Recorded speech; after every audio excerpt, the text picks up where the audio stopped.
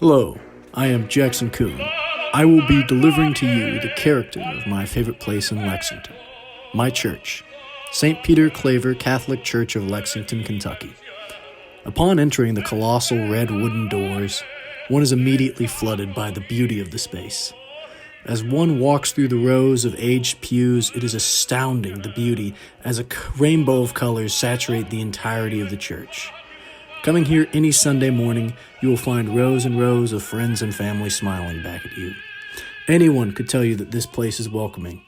I want to dig deeper and get a consensus about what this place truly is.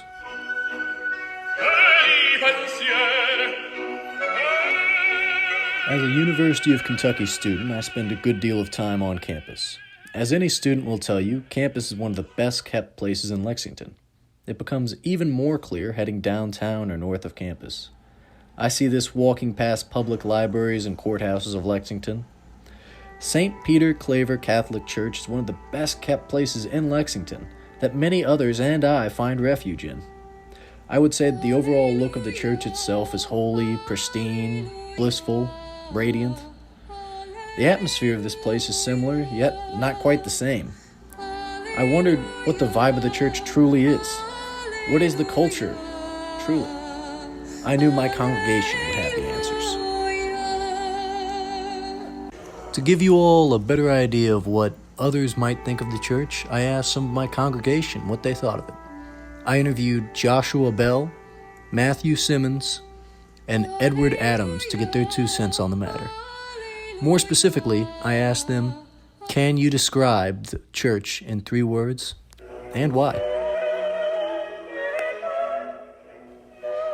If I had to reduce it to 3 words, I think it'd have to be holy, real, and, easygoing. Alright, why'd you choose those 3?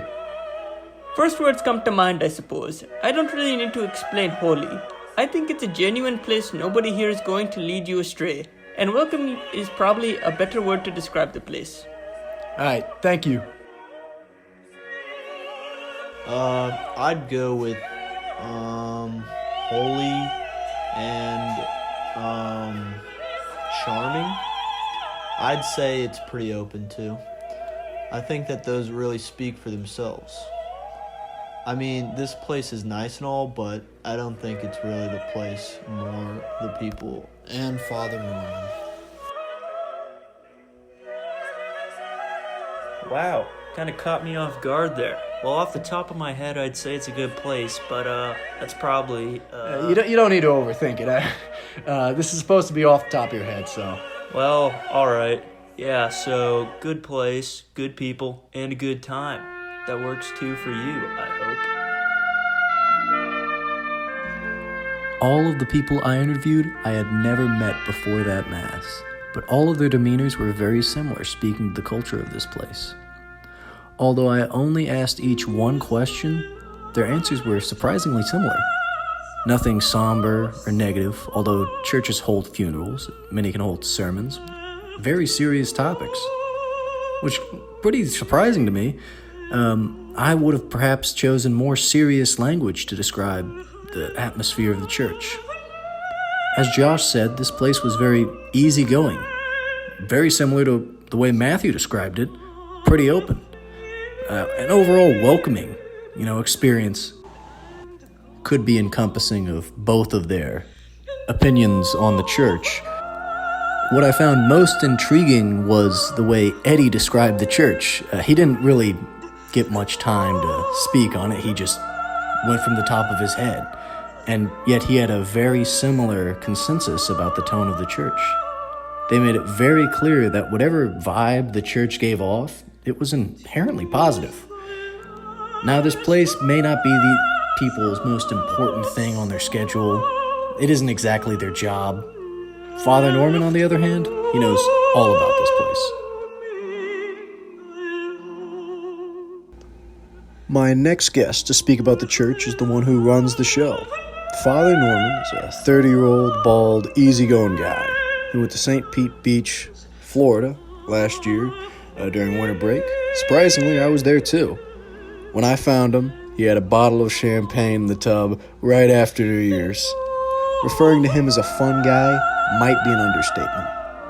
Anyway, I was able to catch up with him after his Sunday morning sermon a short time ago to talk to him about the church. Hey, Jackson. Hey, Father, how are you doing? I'm doing well. Now, what is this all about? All right, so this is a podcast about your church and the atmosphere of it. I wanted to ask you about it. All right. So, what is your favorite part of the church? What do you look forward to when you're coming here in the morning? Well, that's simple. The people, your family, everyone else here. I want to be around you all. You all are the reason why I do this. How would you go about describing the people of the church? People in the church are some of the best people I know. They would help anybody even at their own expense. Lovely characters, a lot of them. I couldn't have asked for a better congregation. All right. How would you describe the culture of the church if you really had to boil it down? Well, I guess I'd say that we have a very homey church here. I mean, everyone is welcome. We're a pretty accepting congregation. These people feel like family to me, and I think that's really what the culture of this place is. All right. But if you really had to boil it down just to one word, what would it be? I think it would have to be family. That's the word I would use to describe it. Everyone that walks through those doors feels something similar. Father Norman's insight into his church is really the most valuable in this field, though his final point was his most telling. Family can mean a variety of different things to a multitude of people.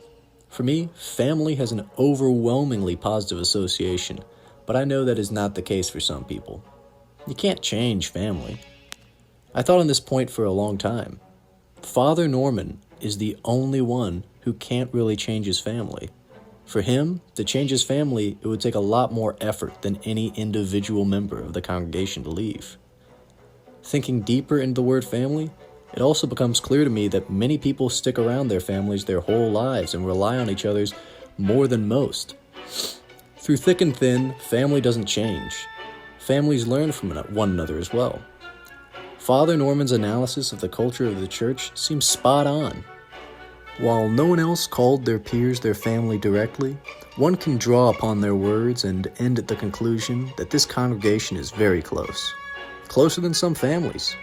Both Matthew and Joshua called this place holy, but I think there's more to it than that. Every time I interviewed someone, a very open and positive atmosphere was brought up. One could easily conclude that everyone was commenting on the people, less the church, as they are surrounded by the people and the adjectives they use to describe the congregation more than the building itself. In conclusion, I would like to say that this church is more than just a church. It is a place for my peers to gather and lift each other up, welcoming new brothers and sisters into our arms as the opportunity arises. A loving and caring group that will push you in the right direction, elevating each other to do great things. I can't describe this place as a team. We're not playing anybody.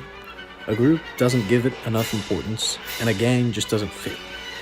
There is no other way to describe this church than as family.